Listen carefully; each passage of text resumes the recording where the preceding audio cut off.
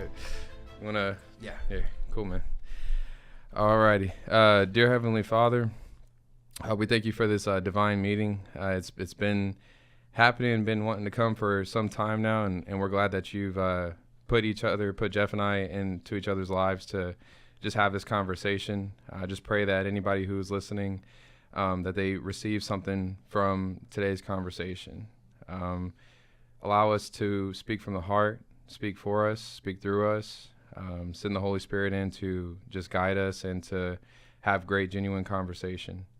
And we just pray for anybody out there that has been lost, anybody who's just been searching for something different, that they're able to receive that through this show, through this podcast. So we thank you, God, and in Jesus' name we pray. Amen. Amen. Cool, brother. So Jeff Schwartz, man. Yeah. So let me surprise you off the bat. I'm the Gordon Ramsay of the sport and of teaching and everything, and it comes to a lot of people's shock because of my incredibly crude mouth. That I was raised Lutheran, and for a while I was a scholarship singer in First United Methodist Church downtown for about 5 years, and their handbell choir director as well. And during that time, I was touring a lot with the rock band and playing until 2-3 o'clock in the morning. And so you could see me on Channel 13 every Sunday morning, usually hungover, usually with black fingernail polish and black under the eyes, half fallen over in the chair. And so that was something I did from about 18 to 23. 18 to 23? Yeah, somewhere in there. Yeah. Served in some churches here and there and done some singing and stuff. And, yeah, which is the other funny thing. A couple of weeks ago, we were doing Bayou City Sylvan. Mm-hmm. And being a vocal major for 2 years. You get like about just a fist off. Yeah. Not too much. Being a vocal major for a couple of years, it surprises people that I'm constantly just blasting death metal, because it's such an intricate art form. It really is. That, coming out of the opera world, it used to be my favorite thing to do in the rehearsal hall. Just everybody's la la la la, and I'd walk in and all right, let's go. So a couple weeks ago, Bayou City Sylvan, Team Zoot sets up next to us, right? And I'm blasting Slaughter to Prevail and just some really, really heavy crap. And the woman from Team Zoot comes over and says, "Can we not go to hell this morning?" And I proceed to tell her, hey, I'm ex-Houston Symphony and blah, blah, blah. And she's looking at me like I'm from another planet. And she just left it there. She's like, okay, all right, well. You know what you're talking about, so it's kind of like, yeah, what's up, Yeah, that's strange that she came over and she's talking to you about, can we not go to hell today? That's weird, because music's good music, she shouldn't be saying stuff like that. But anyway, so so that's crazy. I didn't know you had that background. That's interesting. So you grew up in a Lutheran church? Yeah. Since like you were like a kid? I mean, we weren't super big in it. We went most Sundays, and if I stayed up too late with Dad on the Saturday night before watching movies or shooting pool or whatever, then we wouldn't go. But I was in Sunday school and church pretty much 3 or 4 weekends a month. And as I got past about 8th or 9th grade, life got a little busier and stuff, but church never was too far. But being completely honest, going through what I went through with my shattered ankle, it was 10 days before the Ironman World Championship, and I got in that car wreck and shattered my ankle. And it's just at the top of my game, man. And at what age was this? Well, this was back in 2021, September. 2020. Yeah, I guess right about September 2021. And that pushed me away from God for a pretty good while. And I'd be lying to say if I was still, back feeling super strong about it. But the good thing that came out of that was they said that it would be a year before I was competitive again and being able to get out there and compete. And I guess God found me the right docs, and I worked with one of the Houston Texans doctors and the Houston Ballet doctors. And about 4 months later, did the Houston Marathon, doped up on narcotic pain meds, tramadol. I was standing at the starting line with Brian Phillips popping tramadol, which I wouldn't suggest. That was ugly about mile 21. But But April that year, less than a year later, I ran a 2:56 in Boston. And I remember looking up at the sky when I came through the finish line, and I said, okay, It's a start, So Yeah. I'm working my way back, man. Yeah. No, it's good, man.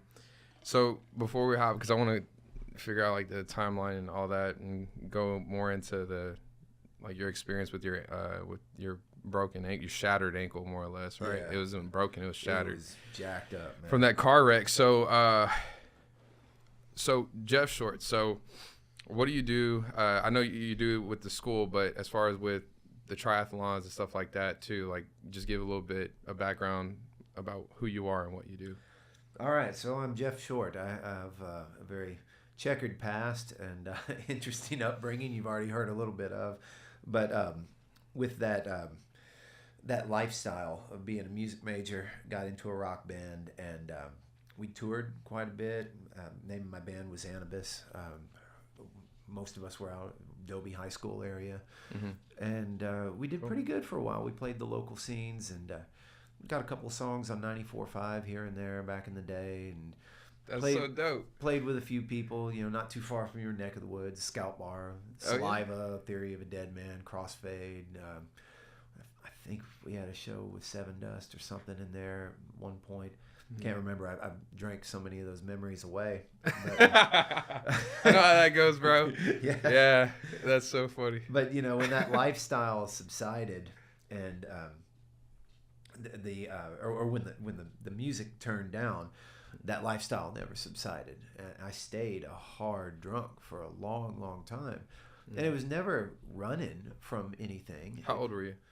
This was probably from the time I was 21, 22, and I didn't set that bottle down until just about 6 years ago, and never was running from anything. I was just as passionate about drinking as I am now with triathlon and running, and it finally got to a point where it was literally going to kill me if I didn't put the bottle down. I was lying to myself about liver aching and hurting all the time, and looking in the mirror, and skin's turning yellow, eyes are a weird shade and stuff. And there was a line in a movie, it's probably before your time, called City Slickers. It was a Billy Crystal movie, and he says in that movie, he goes, you ever look in the mirror and you say to yourself, this is as young as I'm ever going to be, this is as good as I'm ever going to feel, and it ain't that great? That's where I was at. And so finally put that bottle down, because my wife and I got locked out of our house, and I had to run to my parents' house and get a key, and that little 1.5 mile run nearly killed me. It just wiped me out for like a week, and I said, man, if the zombie apocalypse was tomorrow, we're going to die. I got to be able to bring home a buffalo and whatever I got to do. And so the little jog around the block turned into, okay, well, I was an athlete in school. Let me put on the rollerblades. Let me go a little further and kind of push this. So a couple months went by, and this is 2017 when bottle finally went down. Okay. And a couple months later, it was all right. Well, let's sign up for a 5K. My wife and I, and so we did this 5K out in Kingwood, and that really was a spiritual experience, I would say, because we both ran the race, and I think I came in third to last in my age group. But I sat out on this dock behind the race. Where was this at? Kingwood, okay. I sat out on a dock, and I said, I'm getting ready to get good at this. And by Christmas that year, I was starting to win my age group, just in a few months, because the passion that was there for the alcohol went directly on that dock. So I guess it was divine intervention. It went directly into laser focus of running. And so what led you to go do that 5K? I had made it around the block 4 or 5 times, and it was the start to a new school year, and I thought, why not? Let's go do something new, fresh, fun, just get out there and do this. Yeah. And so that was it. That's pretty much what led to it. And then instantly it became, okay, 5K. Well, I bet you I could go a 10K.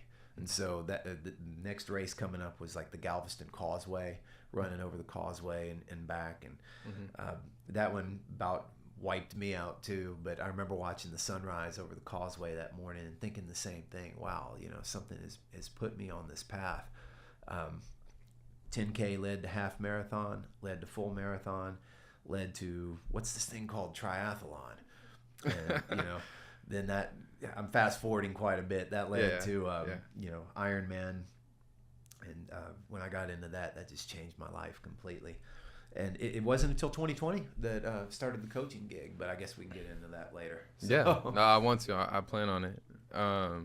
So you went at 21 years old. You started drinking. Did you ever drink as a kid, or was that your first time drinking at 21? No, man. I mean, I was good. My family was.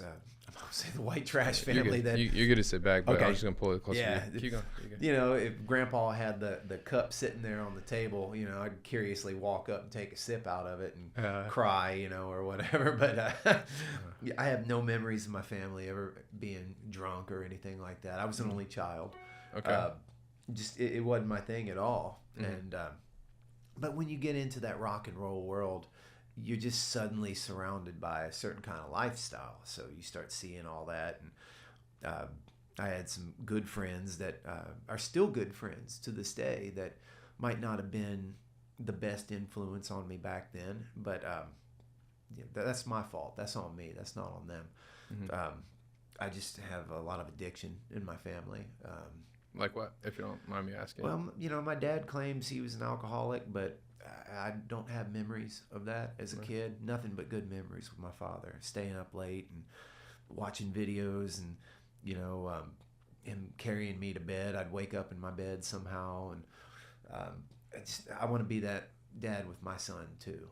We'd stay up on Friday nights and shoot pool together and stuff. And I guess he'd slip some beers or something in there, but he claims he was. My grandfather, who was chief of police of Houston, actually went into the hospital in '89 and ended up passing away, but he was detoxing, come to find out, from his drinking stuff. So yeah, I mean, alcohol runs on both sides of the family. So thankfully, just alcohol on the family? Just nothing else. Well, nothing I know of. Apparently, you didn't know back then. It's funny, as you get older, you learn stuff about your family, and boy, ain't that the truth? Yeah. You start seeing some stuff, and you're like, wow, this is really interesting. Yeah. No wonder I'm the way I am, or was. Exactly. Yeah. So you're at 21. Did you have your first, I know you said you had a sip in there, here and there as younger, but when you, because how kids are, they're in they're 15, 18, high school, and they're going partying, drinking. No, man, I was so busy. I was always varsity choir, varsity track and field, so caught up in that lifestyle. Got my scholarship in music to U of H. First 3 or so years, I mean, I wasn't a dork, but just did my own thing, kept to myself, and did everything pretty much by the book. But it was really getting into the clubs and starting to play in the scene that it's all right, well, hell, I'll have a beer. Hell, I'll have 6, Jaeger, what's this? Oh, yeah, I like that. And, when you're younger, you can metabolize the crap a lot faster, too. Yeah. But, yeah, it's so funny because you say I wasn't a dork or nothing, but I hate that thing because... and I know you mean well by it, but it's just this stigma on people that if you're not drinking, if you're not going out on the weekends and going to the bar, if you're not smoking or something, that your life must be boring. Yeah. You must be a boring person. And it's man, there's so much more to life than just drinking every weekend or going to a bar on the Thursday or going whatever. I see in the group message, I've seen y'all post that during the week y'all got a swim post where y'all went swimming, with Rampage, because there's usually multiple runs. Yeah, y'all are running on the weekends. In the morning y'all go do y'all's morning run. Some drop off and y'all keep running. So as much as you can endure, you know what I mean. But it's just, I hate that you say dork. I don't say I hate that. I don't mean in that way. I just hate the society says that you're a dork because, bro, I was the same way. It's so funny because you and I have a lot in common because I was the same way. I was a good kid, listened to my parents about everything. I'm the oldest. So technically I was the only child for 4 years. But that time alone is a long time. Yeah. And before I get someone, and then even by the time he's old enough for me to be able to communicate with him effectively. I'm already 9 years old. And even then, there's still this gap where we can't really do the same thing. I'm doing something different. So I never had my first drink, and I never smoked weed until I was 18 years old. Actually, the week we graduated, I went to my first party really ever. And then from there, something got me and bit me. And I was on it for like a good amount of time. For like at least 5 you years. can remember. I can't remember the first smoke or the first drink. so bro, I remember, but I don't remember. Yeah. I got hooked on. It wasn't weed that did it for me. It was Xanax, pills. Yeah. So I got hooked go that way. I got hooked on pills. So the pills blurred my. I call Xanax the drunk pill. Yeah. Because it loosens your body. You don't care what you say or what you do. And then I'm you quite don't. familiar. Yeah. You are okay, yeah. And then you don't remember, right? So at least you can remember that you can't remember. Exactly. Well, there's years in my life, man, where if you had a gun to my head and said, "Man, what'd you do in 2012?" I couldn't name one damn thing. Not one. Crazy? I mean, I guess if I thought hard enough or I scanned back in Facebook, but there's just these big gaps in my mind of same. And even when I was sober, like, I can't go to teach school drunk, hung over. Yeah. I mean, but, with these races, man, I can remember every moment of every race, just about, except for the rare moments where your heart rate's so high that you're blacking out and you're That's hilarious. About to explode, Yeah. But those are great memories, Waking up on a Sunday morning with a bottle of vodka still in your hand on the floor, that's not a great memory. No. But, coming over the causeway of Galveston, that was such a big moment, that first 10K. It was like, my God, I just ran over the Galveston Bridge and back. Yeah. Now I look at that as like, okay, but in that moment, it's like, it's a warm up for you now. This shit, So, but anyway. Yeah, no, it's a warm up for you now. Running over that 10K back and forth. Come on. Yeah. Nah, come on, bro. Of the 3 in the Texas Bridge Series, Galveston is definitely the easiest. Yeah. The Kemah Bridge is rough. So say it again. What's it called? The Texas Bridge Series. Okay, so that's explain that to people. Yeah, the Texas Bridge Series. It's actually something out here in this general Pasadena, Clear Lake area. It's run by my buddy down there at, what's the Clear Lake store? On the Run. Okay. I think they've got people. Miss Cheryl's there. Yeah, Cheryl. I love her, bro. She's awesome. Involved in the whole thing. Yeah.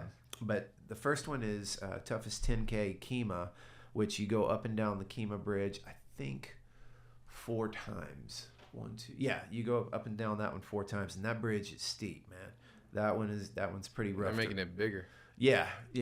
At least it's short. It's short. You're up and down, but that one's pretty tough. And that's a 10K? That's a 10K, okay. And then the Galveston. Are they all 10Ks? No, the third one, the LaPorte, is a half. Okay. And that was my first half marathon, where you go up and down that Baytown Bridge?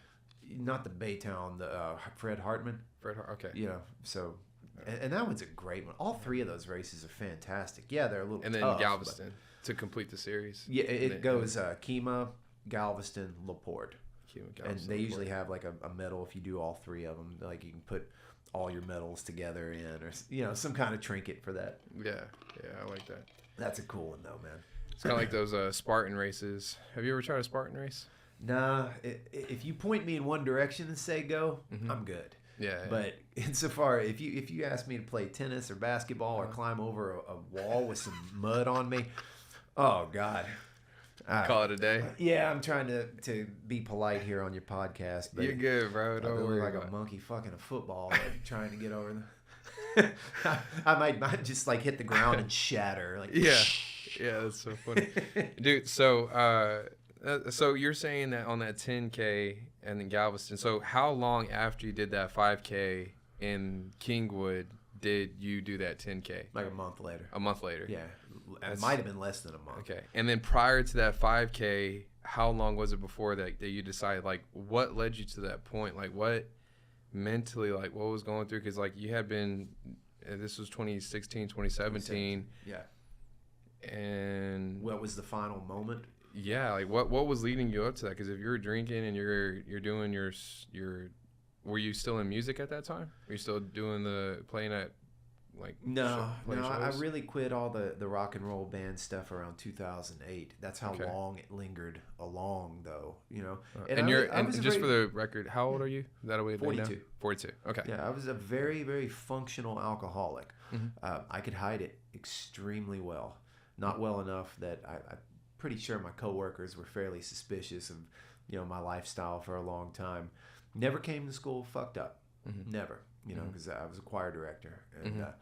came to school sick, feeling terrible. But, I was always able to turn it off at X time at night, eat a Chipotle burrito or whatever and trash out.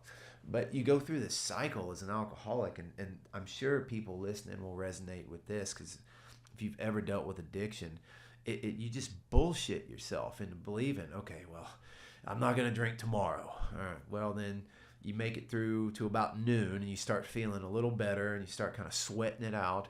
And then it's like, oh, well, I'll stop at the liquor store on the way home, but I'm going to set it down here pretty soon. And you just get locked in this cycle. And towards the very end, the cycle had become with us where we could set it down Monday through Thursday.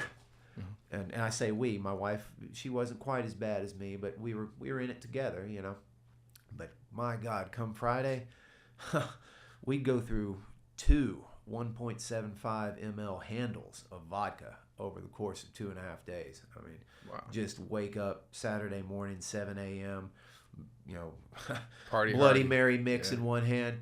Before she'd even wake up, I'd be 4 or 5 shots in. Time to go to Whataburger, come back, drink some more, pass out on the couch, wake up, party on, and finally come to somewhere around 4 o'clock on Sunday afternoon and go, oh shit, we got to go to work tomorrow. Mm-hmm. And then as soon as you stop, this crippling anxiety comes over you of just the nerves of like, oh my God, I got to deal with this, I got to do that, and it's rough, man. And you don't even feel normal again till like Tuesday. Your brain is just mush completely. Yeah. But so we kind of lived like that for a while, and finally it was July 9th of 2017 where we had both just had enough. And now granted, she still drinks a little wine occasionally. I don't drink anything, but So you've been sober for 6 years? 6 years. 6 years? Yeah. Congratulations, man. Thank you. I appreciate 100%. It's a huge thing. Well, It's huge. I know for people who've never had that kind of like attachment to what, or something had an attachment on them, Yeah. like alcohol or anything, man, like when people say congratulations on your sobriety, it's like, dude, for real, because that thing to beat, like you said, it was going to tear you apart. It was going to kill you. It would have killed me too. I don't think I'd be sitting here right now. 100%. I would have either needed a liver transplant or, and they don't just readily hand those out to alcoholics. So, but yeah, man, I firmly believe if the AA system works for people, then great. But you have to be ready yourself.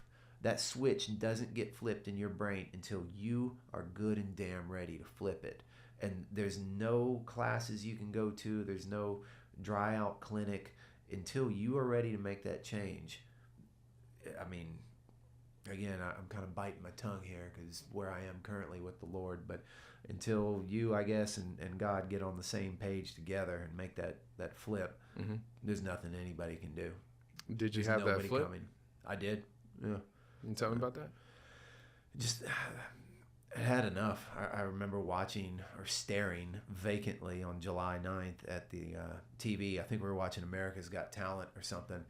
Room spinning. What year was this? 2017. 2017. Okay. Yeah, July 9th, just feeling sick. And it was just like, all right, man, that's it. No more bullshit this time. Take what's left here. Just dumped it out in the sink. Pitched it in the trash. And, it was tough for about 2 weeks. You keep wanting to go back and say, man, just a little bit more. And I'm not going to lie. During Hurricane Harvey, we did go back and we drank a little bit during Hurricane Harvey. But after that was completely it for me. And it's pretty cool because with triathlon, I see this a lot in our sport, even with running too. And even within our group Rampage, I'm not going to name names, of course, but we have someone that's almost 60 days sober right now. Dude, yeah. talked with that person quite a Man, bit. keep going, bro. If you see this, or I don't know, male or female, but hey, keep going. Keep going. Keep fighting. It's pretty You got support, cool, bro. Especially from me. Haven't met you yet. I do that, by the way. I'll talk to them sometimes. No, that's cool. And yeah, if there's something you want to say to somebody out there too at any point, and you just one look of at our the camera, other boys, I give know it he to 'em. wouldn't care about me saying his name, Cody. Oh yeah. Cody and I found each other. Collarbone? Yeah. Okay. Collarbone. Cool. Collarbone I'm sure he wouldn't like that nickname. No, but I'm not. I'm not giving it to him. that was divine, I think, as well, because Ironman Lubbock is my home. Just that's what did it for me in this sport. I guess we can get there later, but I made a post about how much that event had changed my life on the way to the event, and Cody liked it because he was going to the same event. So we found each other indirectly up there in Lubbock. And what made it even funnier, he had sent me a message that night, bro, I really like that post, and we kind of shot the bull back and forth. We ended up in the same restaurant called Orlando's, this Italian restaurant, where he wasn't drinking, I don't think. He was sitting at the bar, and my whole family was in there. I think it was right after the race, and somehow we ended up at the same place at the same time. I mean, it just gives me chills even still to talk about it. And, Divine intervention, bro. yeah, I gave him a big hug, and we've been connected ever since, man. That's my boy. Yeah. He's something else. And talk about a badass. Collarbone injury, too, as you well know. Like, that's tough. It hurts. Yeah. Yeah, it's hard. It's hard to crawl back from.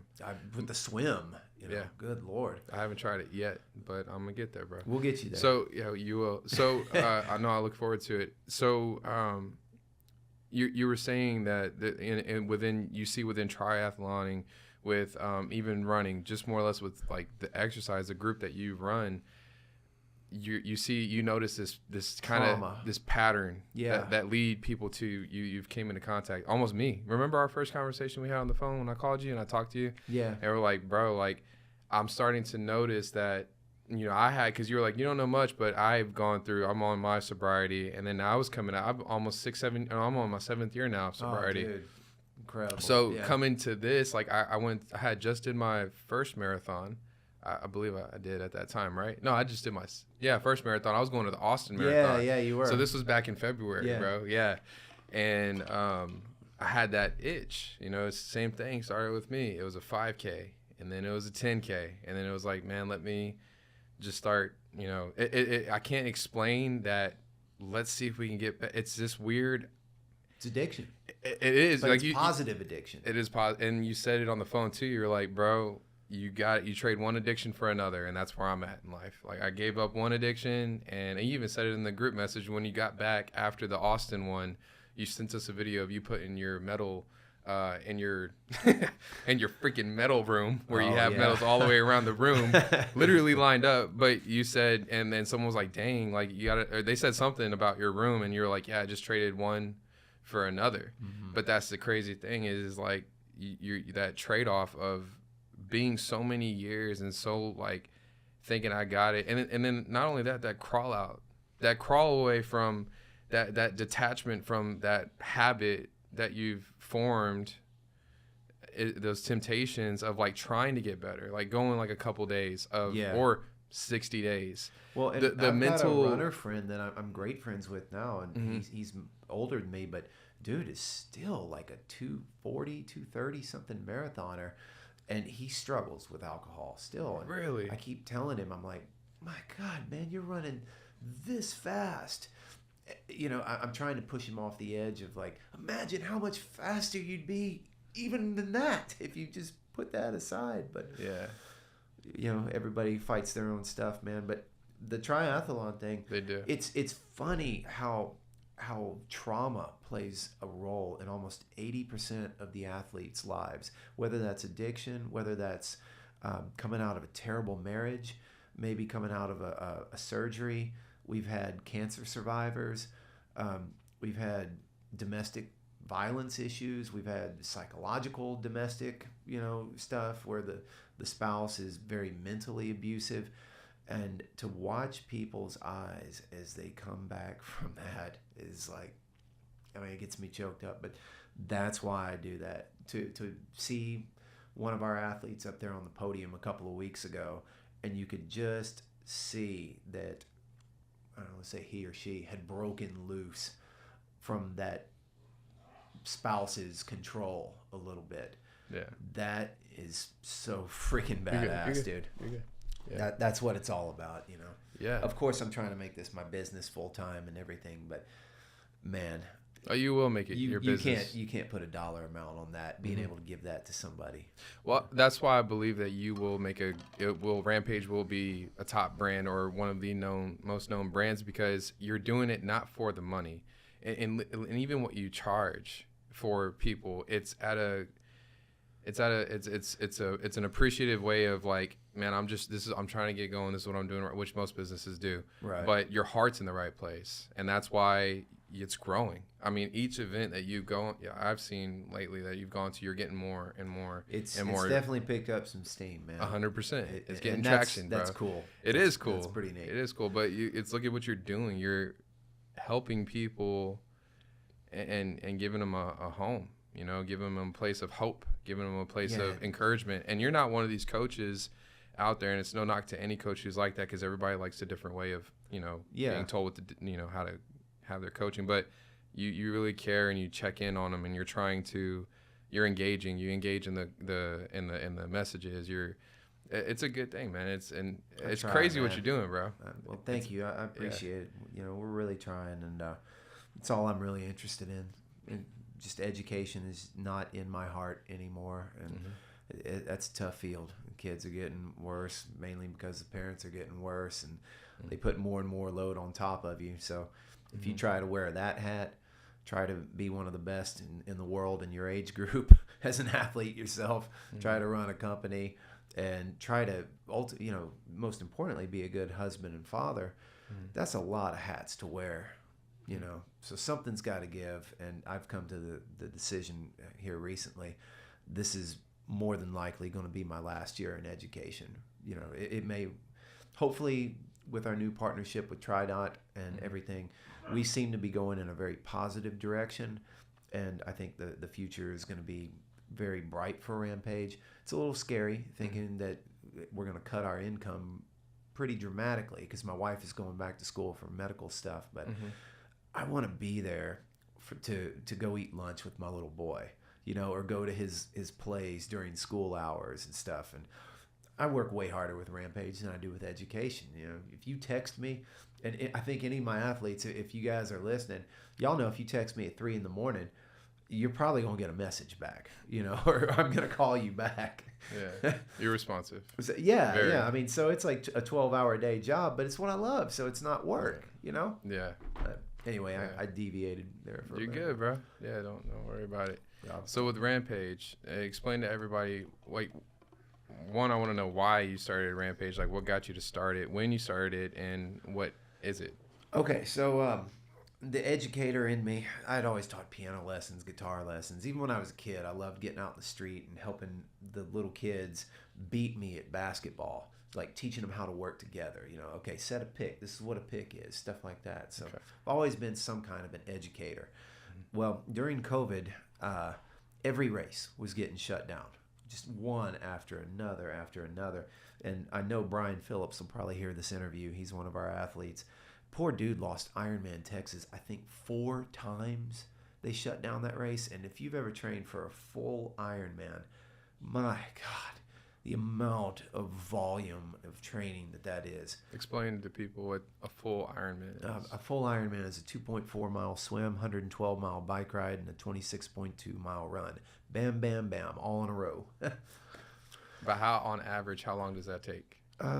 Let's say for the not top finisher, but like the average age grouper. Athlete. Yeah, the average age grouper in pretty good shape, I think, is around 14 hours, maybe a little less, maybe 13 hours and 45 minutes if you're in pretty good shape. So, but to train for that is a lot of work. So getting back to the point, I lost a whole bunch of races in a row, and I know everybody out there that is a racer feels my frustration or felt my frustration during that time. And rather than turn that into, it never occurred to me to go back to the bottle. Never did. I was way too into Breath of the Wild at that point, you know, play on the Wii, or on the Switch. But it was frustrating. So I thought, you know what? I'm going to go ahead and do this Ironman coaching certification program just for my own knowledge. So I'll know how to fuel better for a race, or so I'll understand some of the science here a little bit better. And went through it. And shockingly, you know, most things that have the Ironman title on it kind of have the rap of just give us $1,000 and, you know, here's a fairly okay product, but we just want your money. Well, the coaching certification for Ironman was actually quite difficult. And I put more into that than I did any class I did in college, any class. And I was very proud. I got an A+ in the class, and it was like 50 pages of stuff, man. I kid you not. It was just night after night of staying up till 2 or 3 in the morning and putting my heart into it, and got that certification. And I had been a business minor in college. Just never thought it would do much for me. It helped with the rock and roll, like making flyers and publicizing and stuff like that. Marketing's good for anybody. I'd recommend that as a career or a choice in college for anybody. But so I said, all right, well, you know, I'll just go as Jeff Short, Ironman certified coach, and see if we can maybe get an athlete or two, because I was tired of teaching piano and guitar lessons. So Amelia, our all-star, awesome swimmer, was one of the first people that contacted me. And I had, a little bit later on, I got a guy named Justin from Ironman Chattanooga, and we started with just a couple of people. And we stayed pretty small for a while, but then as the pandemic subsided and races kept coming back, we got more and more people. And I got this guy named Larry, and Larry's getting ready to come back to us full time. I don't think he would mind me saying that he's one of the ones that is a cancer survivor. And just congratulations, Larry. Yeah, all American badass, military, and just coolest guy in the world. And when he came to me originally, just short, real quick thing on Larry, he was a little frustrated with where he was at, and I don't want to slam anybody or any other coaches or anything, but he came to me a little bit sad, saying, you know, I really think I'm good enough to get up there on the podium one of these days. I just need a little help. And I said, man, fuck it. I don't want any of your money. Come on, let's go. And about, I guess, a couple months later, he ended up placing, and he got on the podium in his age group, and his old coach was there to see it. No way. Yeah. Dude, heck yeah. So that was a cool moment. Ring that bell. Ring that bell, you know. And that's no slam. That. You know, sometimes athletes just grow out of other coaches. And I've had people say, you know, Jeff, you're awesome, love you, but kind of like a pitching coach or something. Maybe I need another opinion. So I'm not slamming Larry's old coach at all. Right. Yeah, I don't. Well, that's understood. Yeah, we're too old to do that kind of stuff. Yeah. But anyway, he came on. It's chemistry, bro. It's just chemistry with people. Yeah, exactly. So he came on, and we go swim at Twin Lakes a lot on Friday mornings. And so I guess it was about 2 years ago. Larry, we were trying to come up with a name besides Jeff Short, certified Ironman coach. I mean, because that's a stupid brand name. So attractive, man. Right? Yeah, I mean, it's such an attractive name. It gets to the point, but I mean, you know, I'm used to rock and roll and like you know, deep, dark, like cool logos, and so I was really chasing this dark hole of like, man, it's got to be something about like crawling out of the darkness and into the light, you know, something like we'd hear in an old Stain song or something, you know. And so I kept searching for the right title, and it wasn't coming. And so Larry comes to Twin Lakes, and he goes, man, brother, and this is how he talks. He's like, man, brother, you know, I was making my coffee this morning. I was just thinking about how you run through the finish line, throwing devil horns and screaming, and don't know how he got that idea, but you know, but he goes, yeah, just the name Rampage came to mind. Yeah, Rampage Racing. I was like, you know what? That's not bad. So I thought about it for about 24 hours, and Rampage Racing and Endurance. That's pretty cool. So that name kind of stuck, and then we went through 4 or 5 different graphic artists because most of them suck, and found a guy named Zozo, and just with the name Zozo, I knew this guy was going to be badass, right? You can't have a name Zozo and be a bad graphic designer. Exactly, right? So he comes back with our design, and and he's like, I think you need something like the New England Patriots, where you've got like a head and then you've got like the full body. And I was like, dude, that's right on, absolutely. Yeah. And so that's where it came from. And Rampage Racing and Endurance. Yeah, and then it's kind of grown, and we've now, after Eric crossed the finish line in Lake Placid 2 days ago, I think we've now taken close to a dozen people across the full Ironman finish line. We've taken people, I don't even know how many, across the 70.3 line, hitting that carpet. Oh, man. It's just so cool. We had so many in Galveston earlier this year. Yeah. One guy named Patrick, I know he won't mind me talking about him. He grabs me right as he's getting close to the finish line, right? Mm-hmm. And he's a big dude, man. Like, I mean, he could crush me, no problem. He's real emotional, because we all are, you know. Yeah. He's like, man, thank you for this. And I never have told him, but I thought I was gonna die for a second. I'm like, oh, yeah, man, go get it, go. And he crossed the line, and his fiance was there to see him and his family, and to give that to somebody. I'm not giving that to anybody. I'm playing the role of the compass. Yeah. They're the ones that get them from point A to point B. Yeah. You know? You got to put in the work, show up. I'm just the rudder. Yeah. But the rudder's the most important part. Yeah. It don't go anywhere if you ain't got something navigating it. You know what I mean? Yeah. You're that. One thing about me, too, is I have a hard time taking when someone says something like to me, like, hey, man, dude, thank you so much, man. I'm like, bro, like, man, you went and did it. I'm proud of you. That's good enough for me. Or if I do something for someone, they want to give me back something, I'm like, don't give me back anything. I just need you to go just do it for someone else, or keep doing what you're doing, keep getting better. I don't need anything back from you. Yeah. So it's just kind of like, it's just humility. You know what I mean? At least you're not on here being like, oh, I'm the best Ironman coach out there. No, there's no one else, you know, it's because then no one would receive that. But the fact that you're humble, you're willing to be like, look, man, I know where I used to be there. I'm glad that I can play a part in your life, if that means getting you across that finish line and seeing you on that podium, like that one person seeing you on the podium and seeing the fire in your eyes of where you were when you came to me. Yeah. And then now seeing this different light in your eyes. That's what I love the most. Exactly. You know, and that is your payout right there. That's everything to you. And that's a good thing. And the good that comes from this sport, personally or watching other people, it just touches every part of your life. It makes you a better husband. It makes you a better father. It makes you a better person. It makes you more confident, where you can look people in the eyes. You don't feel that anxiety, because you know, like, it's going to be okay. You know, it does so much for you. Yeah. It's really neat. And the other thing about this sport is it brings people together. That we hear this word diversity all the time, like forced diversity almost. You watch a cartoon now, you're going to have a black, white, brown, yellow, kid in a wheelchair, you know, and that's cool. I get it. You know, you want to see all that different stuff. Yeah. But we got a guy named Ahmed in our group. Yeah, I know Ahmed. You know Ahmed? We were at y'all went to Austin together. That's right. We all went to Austin together. Yeah. And we have had more talks about, you know, the Palestinian and Israeli way of thinking, and what the corruption in Egypt, and just topics that it doesn't matter if you're a Fox News guy or MSNBC or whatever you watch. Yeah. You know, just this sport breaks down barriers between people. And real quick one, this is great. All right, the Ironman World Championship. This is the best breakdown of barriers ever. All right. So the 40 to 44-year-olds, this is the Ironman 70.3 World Championship, St. George, Utah last year. Okay. So they drive us out in a bus.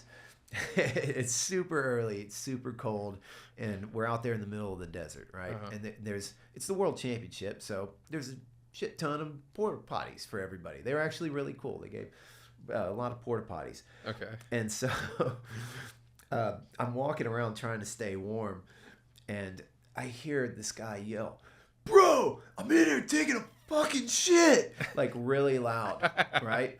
And all these people from all over the world, all these different countries, a lot of them didn't even speak English. Yeah. We all look at each other, and we all just start cracking up. I mean, it didn't matter that most of these people didn't even speak English. They completely understood. You know? So, talk about breaking down some barriers, you know? Yeah. No, man, that's cool. I think, I think sports does that in general. All sports do that. You're there for a common goal. More or less, is to beat the other team. And this one, it's to get to that finish line, and it's beating yourself. That's right. This is all about. This is a different sport in that way. But most sports is there.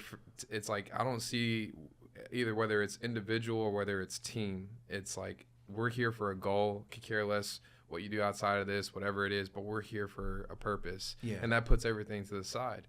I feel like if society did that and we were just like, I really don't care about race or anything. Yeah. But we're all here to better humanity or ourselves. Like this is a team and we're trying to defeat, which in my, in the world of, I hate saying religion, but quote unquote religion, it's the devil, cause he's trying to put alcohol into your life. He's trying to put, weed, drugs, anger, all these things, sadness, depression, anxiety. He's trying to put all this in our life and lie to us. And then we all fall short to it.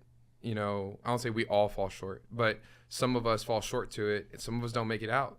Some of us do. But it's like if we came together as a team, like on a team, whether it's individual, because like y'all are a team, but you're individual.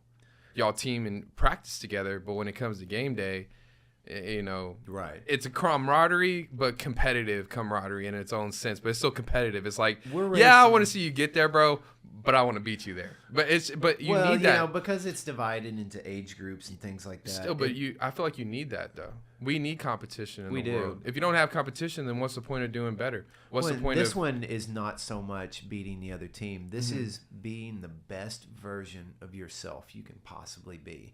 And that might be 2 seconds faster today. It might be 10 seconds slower next week. And like triathlon in sports or marathon, and running. Yeah. Running ultras, stuff absolutely. Like that. It's just trying to beat your time. Trying to beat your time, but even if you don't, who cares? You're out there doing something healthy. You're out there doing something positive. Bro, yeah. And you're trying to be the best version of yourself you can be. And that's not necessarily tied to the best time. Yeah. Who cares? If you're first, if you're last, my medal looks the same as the guy that comes in last place. Yeah. I mean, and very few of these races are tied to any serious money or endorsements or whatnot. None of our sponsors, they're not going to give a damn that I came in third overall, this weekend.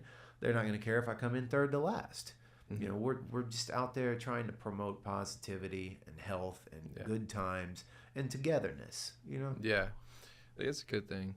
I think it needs more people need to get it because I had a friend, she was trying to get away from quote unquote drinking and going out clubbing and bars and that scene, and she's like, well, who am I gonna hang out with? Like, what do I go do? That is a fear. That's a legitimate fear. And it's like, man, there is a entire world out there, because I've experienced it, but there's an entire world out there who are positively doing something amazing in their life.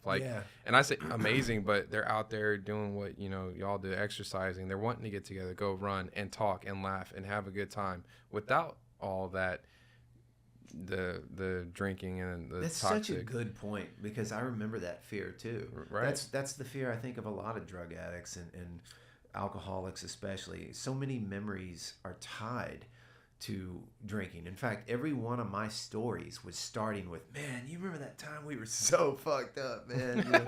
Every story I had started like that. Do you know how irritated I get when I hear people nowadays talk about it like that? Bro, I get it. It's like, because I talk about it too. Like, I get with my cousins, I get with my brother or whatever. It's like, bro, remember when we were, and it's like, it kind of cringes me.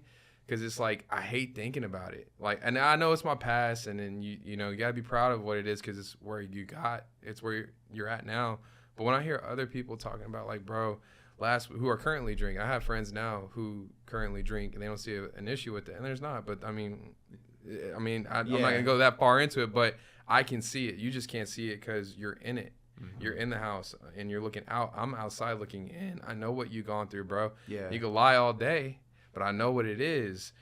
And so it's and boy, are we clever as addicts about lying and mental games we play with that. Yeah, because but it's just like you said, it's just I don't know, it's just loving them. So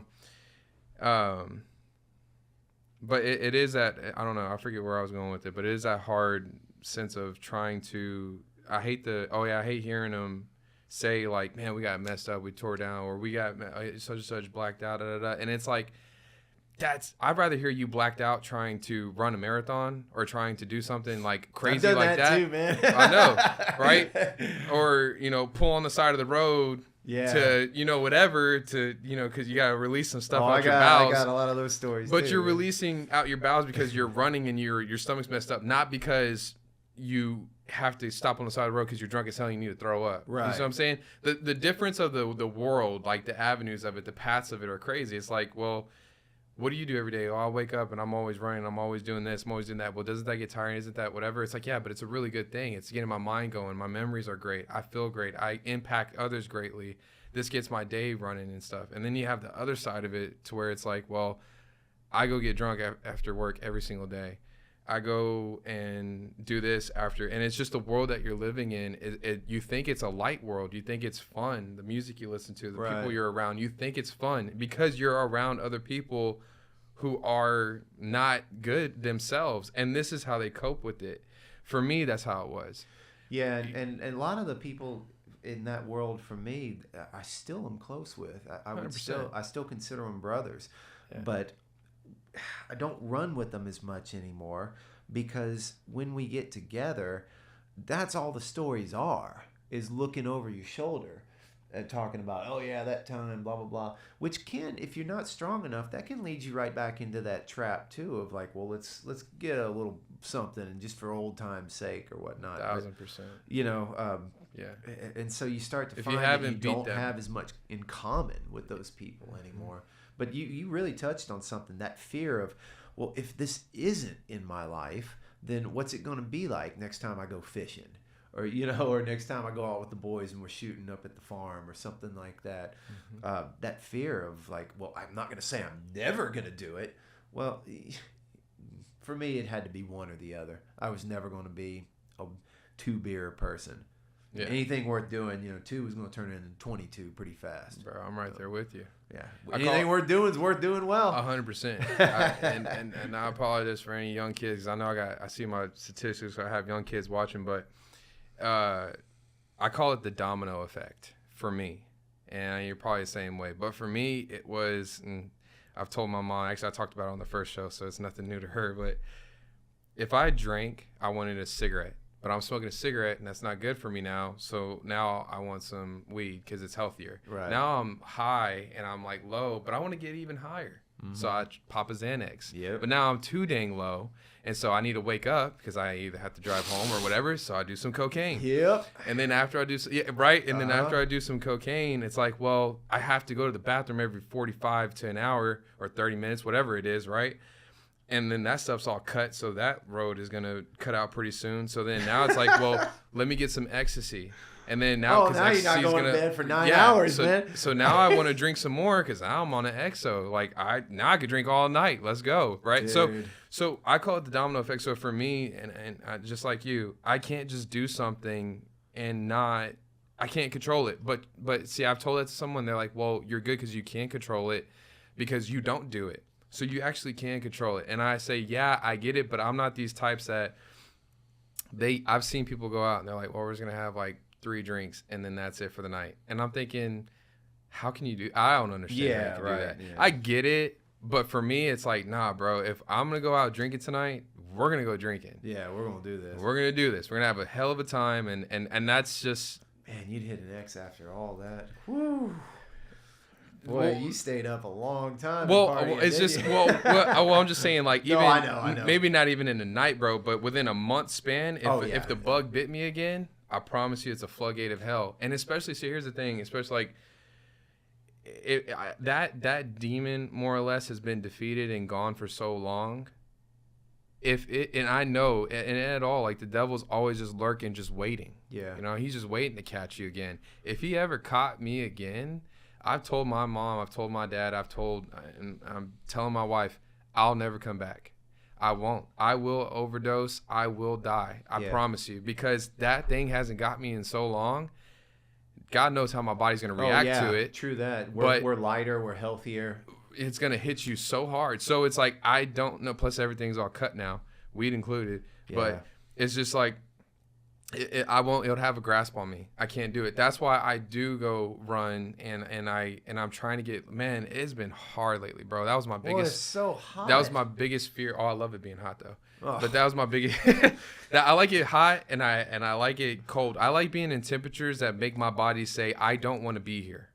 I love that because well, see, that's a great race strategy. That's Yeah. why I did so well on Sunday, because somebody said, "How'd you do that so fast during this heat?" And I said, I wanna "Well, get the hell my out." strategy was to finish as quickly as possible." Yeah. It's a good strategy. It's a hell of a strategy, Yeah. bro. Get in and get out. Who wants to be here this whole entire time? So go as Exactly. fast as you can. Yeah, when I was a kid, I used to play football with the big kids in the neighborhood. We played right across the street in this big old field. And they're like, "Dang, Sed, you're so fast. Why are you so?" I was like, "I'm not fast, bro. I'm just running from you. I don't want to get tackled by you, bro. I'm hauling. Right. Like, I'm not even fast, bro. So catch me racing. I'm good. But y'all are chasing after me. But yeah, bro. That's why, like, my family didn't tell me until after I kind of quote unquote recovered, because I'm still recovering. Mm-hmm. But they threw me on tramadol. They threw me on methylcarbamol. They threw me on hydrocodone and like 2 other pills, and I was taking them every 4 to 6 hours consecutively during my recovery. Wow. And one of my biggest, I prayed on it real hard, and I said, "God, if I even have the slightest sign of me getting hooked again to where I need this, rip me off of it. I don't want to go back. But let it just be what it needs to be for my body." Like, I'm in pain. I was in pain, bro. I went 12 days with the broken bone before I went and had surgery, because they had to prolong that. I don't know why they had to prolong it. One, they took a week to schedule me with the orthopedic, and then they took another week for me to get in. But regardless, it was a little nerve-wracking, because it's like, I'm about to be on some stuff that I used to scrounge up change just to go get, and I used to use I'd buy that before I'd buy some food. I'd spend a good I remember those days, right? I'd spend a good healthy amount of money on purchasing some weed or some hydrocodone or Xanax, and then I would get like a hot and spicy for $1. That's what I'm talking some about. Tacos, right? Oh yeah, dude. Right? I go to the store, get some rice-a-roni, Yeah. and like maybe a cheap link of sausage. Yeah. And I was straight for 2 days, man. All As long as need- I had that Taco vodka, I was good to go. Exactly. That's not the same point, bro. So, getting off of that, and then had the surgery. Now I'm on these pills, and then pills ran out, and then obviously I felt good, thank God. And then now it's this. I've been talking to my wife about it. It's been this struggle, bro, of trying to get out. And I told her, I was like, I didn't realize I was depressed, because I don't like to feed into that. That's excuse my language. I don't mean to say crap, because it's a lie, but it is a real thing. Because I say it's a real thing. I say it's a lie. I know it's very contradicting, but to get into the habit of not disciplining yourself, and it's not the fact that I was lazy. Yeah. I wasn't lazy. I literally couldn't stretch anymore. Because I can't. My bone would touch. It hurt like hell. Yeah.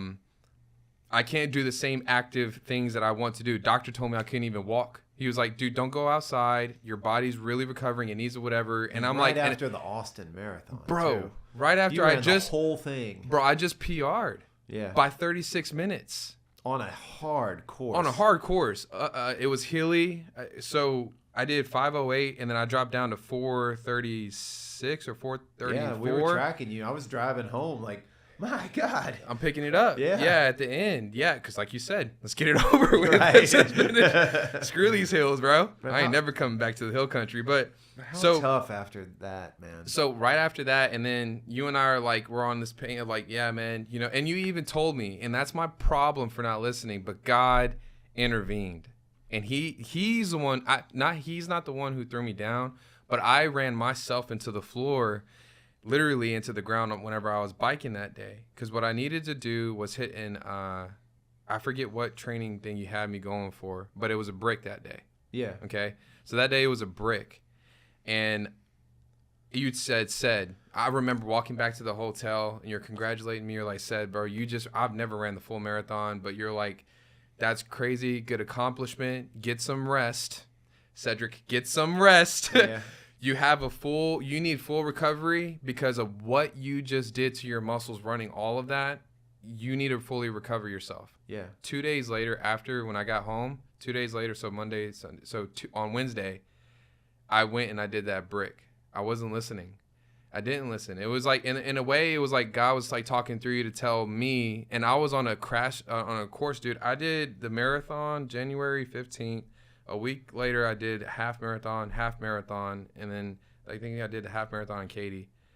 Yeah, and that's then, a good one. And then, yeah, but I didn't do it at Katy. I did it at home. I did it virtual because I was halfway there. Remember I told you I was halfway there and I forgot my bib. And you were like, said, you should have just told me because whatever. But I would have just banded that off. But, yeah, I got it. But I did my first half marathon in under 2 hours on that one. That was crazy for me. I was happy. That was my first sub-2 half marathon. Yeah, the Katy. Yeah. It's crazy, bro.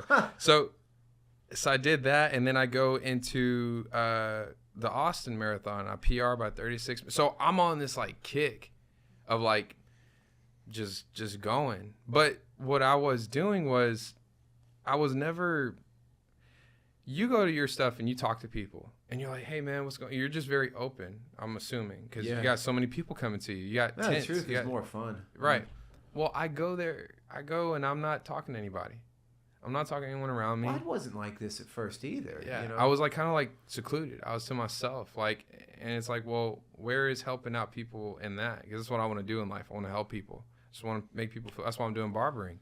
I want to make you look good. I want to make you feel good, and that's how you start. You start by your looks. Yeah. Even your physical self. If you're walking around like as like a slub or whatever, and you don't look good physically, you mentally don't feel good. That's right. It's just looking good. Well, that's looking what healthy. I meant by like the good that comes from this. Mm-hmm. You know, the good body is the byproduct of it. Yeah, I mean, sure, there's nobody out there in the world that doesn't want to look better physically, but the good just touches everything, man. But to your point, I didn't mean to interrupt you. You're good. I didn't start off, with tents, with an army of friends and supporters and stuff. I mean, it was a process, and this was never the goal. This was never the world championship and running sub 3 hour Boston Marathon. I never dreamed of things like this. It's amazing. I remember hearing a comedian when I was a kid saying, I'd swim through a river of shit and run the Boston Marathon before I'd do that. And as dumb as that joke is, I remember thinking, God, that must be really hard. And then you get into the sport and you realize how difficult it is to qualify for that. Yeah. But, just one thing leads to another. If you just stay the road, if you stay the course, and I think that's a biblical thing too. Yeah. If you just one step at a time, run the mile you're in, stay the course, all the cliches in the world, good things start happening. One person becomes 2, becomes 10, becomes, okay, now I know a lot of people around here. Okay. You know what I mean? Yeah. Once the crumb starts coming down the side of the mountain, it becomes a boulder fairly quickly if you want it to be. Yeah. So I can agree with. I can see that it's happening with this show. Yeah. It's crazy. A lot of people are really receptive to it, especially the clips that I post on. I apologize for my language. You're probably going to have to beat me on a few. You're good, it's just man. The nature. Some parts of the rock and roller will never die in me, man. You're good, bro. So the thing is that what I would love for people to see is that when it comes to this whole religious thing, it's so funny because you did text me saying, I'll have to wash my mouth on that one. But it's how you know how it is, how Jesus puts it, come as you are. And a lot of people forget that. A lot of people forget come as you are. And because what happens is that, and I feel like you have it in you, that's why you're humble. Because you knew what it was. You knew what it was like to be lost in the dark every day, just completely lost. Yeah. And now you're here. Some people get there and then they act like they've always been here. It was like this whole entire time, and you need to get your life together. And it's like, no, dude, this took a process. This took a tearing of the soul, tearing of the mind. This took a lot to get here. And then that's why, like, I've heard people, like, when we're out, they're like, why do they cry whenever they win a championship or when they win a belt or they win? Do you not understand how hard? That's why, because it shows that you've never put yourself in that world. To understand what it's like to get to that point of all the practice, of all the hard sacrifices, while y'all are out going and drinking and having y'all's fun with your whatever, you're putting in the work every single day trying to get to that point. And so it means so much, especially coming from an alcoholic standpoint or coming from an addiction standpoint, to know who you were and now you're this thing. It's an amazing feat. And that, my whole thing is like with you, you know, cursing. I was cussing too. I'm 100% until, you know, my friend Joel, who comes on the show often, showed me James and was saying, well, Cedric, you know, if you're going to want to help people, here's where it says. It says, it was something like, not all of you should be teachers because of your mouth, because the mouth is like a rudder, ironically. It's like a rudder and it guides your ship. And it's like it's like a spark that could set a whole, you know, woods on fire just by the spark of it or whatever it is, right? So it's in James. So, but that hit me at home because I was thinking, well, man, I'm gonna have people listening to me and hearing me, and I want them to be receptive to what I'm saying. One of my biggest things that would mean a lot to me is if someone came up to me and said, hey, I let my son who's 10, 8, 12, whatever, young, listens to you because you watch you watch it. And it's like, well, I don't want to project that on my people and say, hey man, when you come on my show, you got to watch your mouth.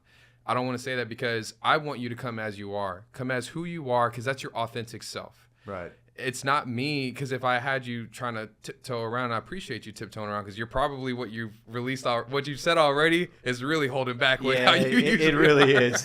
So I appreciate it, because it could be. I get it. You have to be kind of professional, but what you 100%. Said about authenticity, you know, even in the business world, I don't change who I am very much, and I've never tried to be holier than thou. People ask me sometimes too, man, you regret any of that? No. I don't what? Any of the drinking, any of the partying. I wouldn't be the wonderful human I am today without 100%. Those life experiences. And 100%. So many people don't have any real life experiences. Yeah. So they're kind of devoid of character in a lot of ways. Your flaws are what make you human and 100%. Add to your wealth of knowledge of this world. 100%. It's experience. Yeah. Otherwise, you're a theologist. You're a theologist and not a practitioner. Right. What you are is a practitioner. You've been through it. You can, like, people, when I talk to them and they're like, well, how do you know that? How do you, it's like called like prophesying or like predicting things. It's like, dude, I've been there. I know what you're thinking. I know what it's like. I really know what you're thinking. You may not remember what, like, day to day on how it was being an alcoholic, but you know what an alcoholic is thinking. Oh, yeah. You can put yourself in their world and think, no, it's not that big of a deal. Family issues are just family issues. Work issues are work issues. It has nothing to do with my drinking. I can stop when I want to stop. And it's like, then stop. Stop it for 30 days. Let's just see. Stop it for 30 days. Stop it for 3. Let's right? Stop it for 30 days. Let's see if you can do it, and let's just see. It'll always be there, right? There's going to be liquor stores all around. There's going to be weeds always going to be there, whatever it is that you're addicted to, right? Even anger. Let's just say, because I hate going to substances because that's the most like natural thing.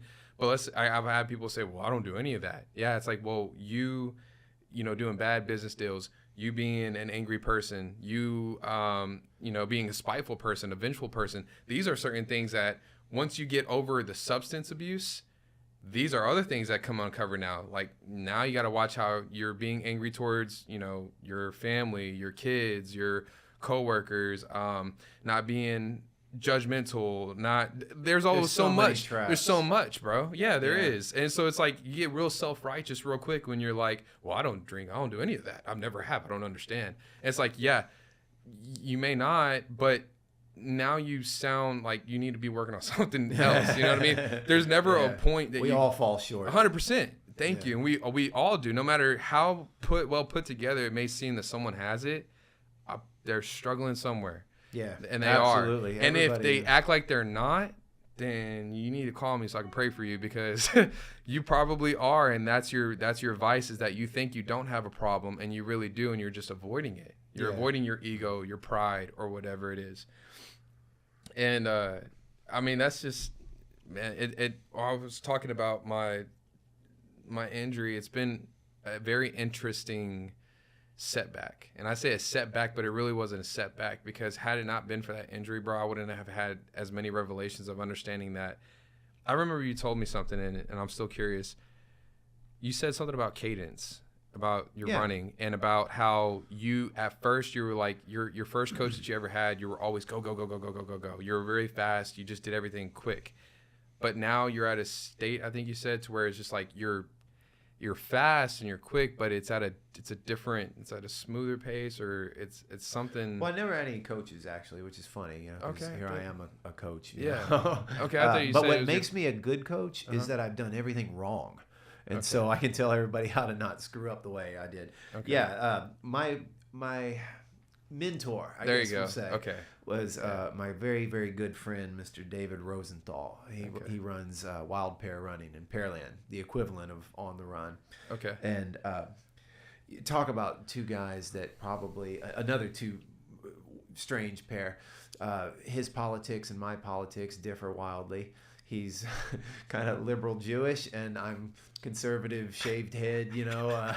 So when we run together, we look like, you know, we get into some interesting topics, but we're the best of friends. And I've never met anyone that can just tell it like it is, even rawer than me. Just, And so he tells me in 2019, I was doing every run up until then, it just hard, fast. Because his men were just programmed, I think, DNA, like harder, stronger, faster. Yeah, this is the only way to do it. So Dave finally says to me, he goes, and his words, not mine, Jesus Christ, you've proven you're fucking tough. Now can you just be smart? And it was in that moment that I realized what he was trying to say, which is every single run that I was doing was like 6:30, 6:45, you know, even like low 7s on a bad day. It just killing myself. Heart rate through the roof. Yeah, pace per mile. Heart rate through the roof. And I was never spending any time in those lower heart rate zones that are supposed to be your bread and butter. 80% of your time needs to be the slower, easier miles, because we want, in these endurance sports, we want the engine of an 18-wheeler. We don't want the engine of a go-kart. We're not sprinters. We're endurance athletes. And so, you know, as humans, at the dawn of time, that's just how we're engineered. We're not going to be as fast as the cheetah, but we'll run the cheetah down eventually, because it will sprint, run out of steam, and 20 miles later, here we come. You know? Yeah. So that was the revelation when Dave said that to me. I finally got my training pace into like the 8-minute per mile range and started seeing my heart rate lower. And all of a sudden, I stopped getting injured. I wasn't breaking down, because it's not as hard on your body at the slower paces, and you're simultaneously building this motor inside of you, this tremendous motor. They call it an aerobic pace, right? Yeah, your aerobic zone 2 miles. Zone 2. Yeah, it conversational pace. Right. So if you and I were running along, I'd be like, "Hey, Sid, what are you doing for dinner tonight?" Keeping a conversation between breaths. Okay. So if you're at home and you're wondering the right way to run conversational pace, you know, most of the time. Where you can talk. Yeah, and that's the way that you build up to these 50, 60, 70, 80-mile weeks. If you run every single run mega fast and you try to have an 80-mile week, good luck. Yeah. IT band is going to go, the ankle's going to go, the hip or hamstring insertion, you know, you're just going to start breaking down all over the kinetic chain, and you're going to have problems. But anyway, I think that answers your question. Cadence, though, that deals with steps, like how fast your steps should be. And the reason that I'm fast is not because I have these long sprinter strides. I'm like Mario. If you ever played, you know, Super Mario when you were a little kid, you push the B button and he runs real fast. You know, legs are moving. That's your cadence. Yeah. Like, I've got a really, really fast cadence. Per minute, right? Steps per minute. The target number, you know, that most runners try to target is like the ideal number is somewhere between like 178 and 180, somewhere in that range. And mine, even on the training runs, is like about 192. And if it's in a race, 200 and something, you know. So. Yeah, it's I think it takes time. It takes pace. It takes time, but it takes a moment of I think to where you're at now. I think it's beautiful. I really do. And it's well, we're all a work in progress, man. My swim needs work, but Triathlon's helping with that tremendously. So Yeah. I've seen some good stuff recently. Yeah. Yeah. No, that's good. So where are you at with the whole God situation? I know you said you shattered your ankle, right? Yeah. So you shattered your ankle back in 2021. On the phone with somebody to do with the race. I wasn't paying attention. Looked away for a second. I wasn't texting, but the woman in front of me had slammed on her brakes, and I was wearing flip-flops, and when I slammed on the brake pedal, it bent my ankle at a really weird angle, and I don't even remember the names of the two bones in the foot, but just obliterated them, you know. It would have been so much easier if it had just been a broken ankle. Yeah. But first on the scene was my friend Dave Rosenthal, which ironically this happened right in front of Wild Pear Running on not far from my house. Okay. So yeah, shattered the ankle. Got cheated out of the Ironman World Championship, but they were actually very cool. Ironman is not notorious for being cool with athletes and stuff, but they did allow me to defer that race to the next year because I'd qualified for the World Championship 4 times that year. So they figured, well, he's a coach, he throws us God knows how many thousands of dollars a year, we'll let it ride. Yeah, so no kidding. But that was a tough road back, man.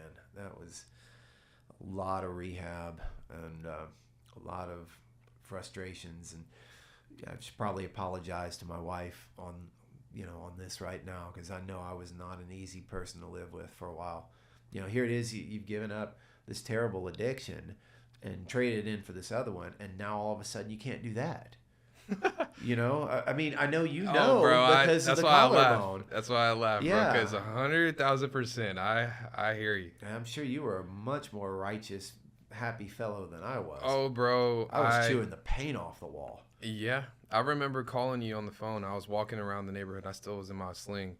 And you're calling to check up on me, which I appreciate you checking in on me. Of course, man. But I was kind of like distant on my texting, because I was just like, man, I didn't realize until not too long ago I was like truly just depressed during that time. Like, even I'm crawling out of it still. But I forget, man, I'm sorry. I gotta get spaced out on that, thinking about that. Yeah, I remember you saying, well, your spirit's much higher, because I was like, man, you know what? God's got me on the path, like, and this has to be for a reason. You're like, well, you're much better than me than whenever I was in that situation. And he's like, you were like, I'm still, and then you told me the Boston story where, and you gave your nod, and you were like, well, I hope with what I've been doing lately that the big man upstairs, with who you're helping out with, the big man upstairs gives you like a couple of heaven points. Yeah, something. So, but for all the falling short in my life, 100%. So, it's just that it was praising him through my tough times. That was hard. To keep that. I think that's what kept me off of going back to drugs. I think if I wanted to, I could have fell into the whole poor me, like, just, I can't, let me get drunk, let me get some weed, let me just let me talk here and I can't do anything else. Yes, let me talk to the doctor, and actually let me tell the doctor that I'm really at an 8 right now. Yeah, I'm at a 9. This pain is and then he tries to act like he's lifting me up, and I'm milking it. And it's like, well, let's give you, instead of like a 5 or a 10 milligram, let's go ahead and give you a 20. Mm-hmm. Let's give you 60 count of it. You know what I mean? So I could have done it 100%, but I just feel like I'm thankful that it didn't happen soon, like, meaning the first year or so, or that I got out of addiction. Yeah, I probably would have fell back into it. But had this been 7 years after, I built up that relationship, that community, the relationship, even then. But my mom helped me out a lot with it. All my family was really helpful. But most of the time I was kind of alone on it, and a little bit by choice, because I don't like people helping me. I'm weird about it. It's just, I don't know. Something I'm working on, but I just wanted to be on my own. I wanted to even whenever I was getting dressed with my broken collarbone, like I just want to do it all on my own. Don't help me out. And I don't know if that's like a certain stage of. I think that's just men in general, Yeah, man. Like, I just didn't want it. Get the heck away from me. Leave me alone. I got it, and I'm fine. I'm gonna be fine. I'm gonna get back into it and whatever. yeah. But that's where I'm at now. Now I'm starting to do a little bit more slow. Because when I first started my first marathon, I think I had 6 weeks. I was on Thanksgiving.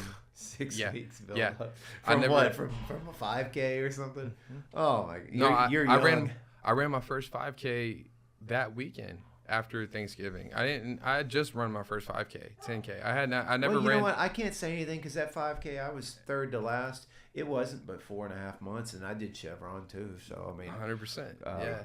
Probably not the greatest training plan, but it's not, bro. That's what makes me a good coach. I tell them not to do that mess. Yeah. Hey guys, I've done it, so don't do this. Yeah, don't go this way, man. I remember being on mile 20, approaching mile 21, and we could see downtown. And that's why I told myself, I was like, if I could just get to see downtown, I know whatever miserable thing I'm at, if I could just see downtown, it'll re-spark me, and I'll get there. Well, I met this girl, but as I'm running, for some reason, this girl and I were running at the same pace at some point, and something said talk to her. So I was like, whatever, and she was like, well, how long have you been training for? And I said 6 weeks, and she was like, 6 weeks? She said 6 months. I was like, no, 6 weeks. She was like, I've been training for 6 months, like. And I was like, yeah, I mean, I'm really stubborn. Like, I really want to do something. I'm going to do it. But I was putting in 50-mile week. Actually, I started off with 25, and I think I jumped to 30, and then it was like 50-mile weeks. Like, oh, 6 my weeks. God. You're so lucky you didn't destroy something. It's probably because you're so much younger now. I'm still hurting. I'm hurting every day, bro. All the time. My legs, my groin, my hip flexors, they're always in agonizing hip flexors, pain. welcome to triathlon and running, man.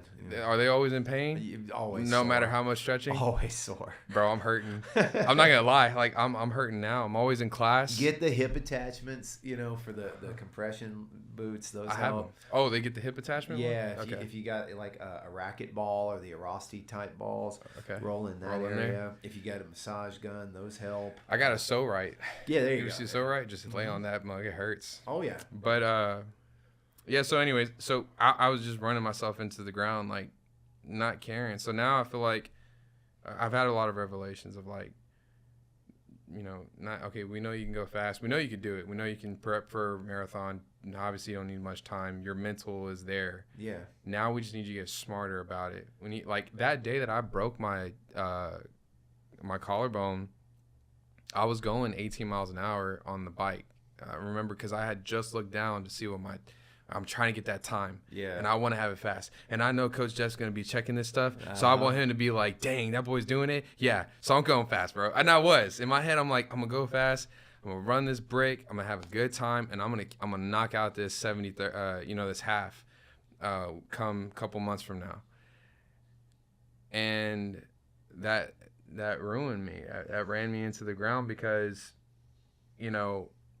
I try to think, you don't go try to run a marathon. You don't try to qualify for the Boston Marathon by running immediately at 6-7 minute mile pace. No, it takes. So it was like, well, Cedric, where was your aerobic base what was your average speed at a good speed where you can have a conversation, relax on that bike, and be at a good pace? Don't matter about time, but where was that at? Where was your speed at? I don't know. Yeah. I was just going. I was trying to beat my time. I was trying to set the fastest time. Yeah. And it's like, well, so I'm starting to think. I'm like, okay, I'm doing a lot of homework, a lot of like dissecting myself during this time. And what God did to me, I believe, well, I did that to myself, my injury. But while I was in this rehabilitation state spiritually, he was telling me, he was getting me to slow down. He knew there was no other way to get my attention for him and I to have a legit conversation other than to put me on park, because I was never going to be put on park ever. I just wasn't. You could tell me to sit down. My grandma was even telling me, Cedric, are you going to be running? Is it healthy to be running that much? Is it this? Is it that? Yes. And let me shut down any of those rumors that if anybody's ever heard, oh, you shouldn't run that much. It's bad for you. It's bad for your knees. It's bad. No, it is not. Get out there and run. You don't have to run fast. You can run 12-minute miles. You can run 15-minute miles. You can run 18-minute miles. We are designed to run. So sorry, Cool. I just had to make that point You're good. real quick. Yeah, you're good. I So hate it when I hear that. it bothers me too, but I know she's grandma. She's trying to like look out. She's loving and caring. My mom does it too. They always like are being so nurturing, and it's like I appreciate the nurturing, but stop. Yeah, But- I know. That's moms. Yeah, grandmas. 100%. So God just knew. He just knows because he knows us, bro. There ain't no other way to get Jeff's attention. He's so dang hard-headed. There ain't no way to get Sed's. my attention. You say that, bro, but like I said, I think maybe just like how you and Cody had their divine intervention, maybe this is ours. Yeah. Maybe this is his way after Boston, however long ago that was. He did let me get back to it. That was my only concern. Yeah. I knew the World Championship was coming, but Yeah. I knew I'd qualify for that again. Yeah. It was that first Boston that meant everything to me. Yeah. And Dude, to qualify for the Boston Marathon, bro, my friend called me. I had a couple friends, but my friend Clayton called me after my first marathon in Houston. And he said, "Congratulations, Cedric. You're a part of that small percent of humans who go and run a marathon." yeah. And I'm thinking, yeah, who cares? Because I appreciate it. But in my head, because I'm so competitive, I'm like, yeah, but I heard about this thing called triathlons. And that's an even smaller percentage of people who have done Joining that Ironman club, yeah. 100% who've done that. Very little. And a lot of people are kind of like how you were whenever you were back in your past of like, I would never. That's stupid. I'd rather swim through, a pile of, whatever. But that's that same thing. It's like just being in that world. It's a totally. I want to do an ultra. I want to go run a 50-mile race. I want to get to 100. I want to go run. I want to go do 4AB. 4AB. I guess so ahead of myself. I want to go do Moab 240. Cool. And I want to get to those points. I want to see how far my body can go. There's a really good book. The one of the head guys of TriDot just turned me on to called The Comfort Crisis. You ought to check that out, man. Comfort Crisis. I'll give it to you after the thing. Ex-alcoholic's point of view, and went up to the Alaskan tundra and messing around up there. You ought to check that out. But I hear you, man. I mean, God put you through everything, Jeff, for a reason. Just like how you're all in for your racing and that, once that itch comes back, or that more or less that extra switch or whatever it is clicks, and the advocate that you'll be for him, that type of warrior is what he needs, because there's not many out there like it. There's just not. Like for me, I have people tell me all these things about the podcast. I have people tell me all these things about the show. And it's like, well, then you go do it. But the thing is that you won't. The thing is, because I don't mind criticism. I don't mind someone telling me something, because I know who I am. I know how grounded I am, and I'm fine. And I'm going to do what I'm going to do to the fullest potential and be my authentic self. I'm not caring about this or that. I don't care that I have a show who's pretty much, I'm Christian based, but I have someone cussing on my show, and I'm not like, well, if you're judging my show based because I have somebody who was on here cussing, then I'm not a real Christian, because I should love someone for who they are and understand that they're going through a change, or this is just who they are, but look at where they're at in their life and no one's perfect. Right. You know what I'm saying? I'd be like how all these other religious fanatics are, and all these people in the church, it's like their doors closed to people who are changed because they act like they never went through something. Right. And they're like self-righteous about it. And it's like, oh no, but it's like, no, bring people in. You went through what you went through, not only with the alcoholism addiction, but through failing and your getting to where you're at now, through the world champion, through the Boston Marathon, through all those failed, bad, quote unquote, practices, to help people now actually get them healthy. You said to me too, you were like, Cedric, we're going to get you across the finish line, but not only that, in a healthy way to where you're injury free, not broken That's down. right. We're going to go through nutrition. We're going to go through all these things and gradually get you to that point, but we're going to get you there. And just like with that, just like triathloning, just like with marathoning, this religious thing, I hate religion, but this walk with Christ thing, it's gradually. It's not going to magically get there. This is the walk. This is what it's about, because it just takes that time. My path is a strange one. Isn't everybody, bro? Look at the Bible. Look at the Bible. You know, you've been in the church. Look at the Bible. There's not one of those guys. You know, like they said, David was an adulterer. You know, Solomon was this. That all of these guys were all these messed up things, but they were all advocates for Christ. Paul or one of them killed Christians. Yeah. And he wrote more than the New Testament. So how, like, it's like, well, how is it? That's what I'm saying. If we could all band together as a team and be like, dude, the devil is lying to every single one of us, and he would love more than for you and I to go back. We'd probably have some fun drinking too, but he would more probably than too much. Yeah, that's what I'm saying. So we'd meet Jesus a lot quicker. So 1,000%, bro. Or we would go meet that devil quicker, because his sole purpose in our life, the devil's sole purpose, he's already damned, and so are all the fallen angels. But his sole purpose is to get you to think that that's not who you are, and this is what God is. That's his whole purpose. Like, I don't know what you classify me as. I enjoy and get the most pride out of seeing, like I said earlier, the looks in people's expression. Like, I got up on the podium, I did that, man. Yeah. And if that gives them a greater light and a greater power, and that draws them closer to something spiritually, and I'm the conduit for that, I guess.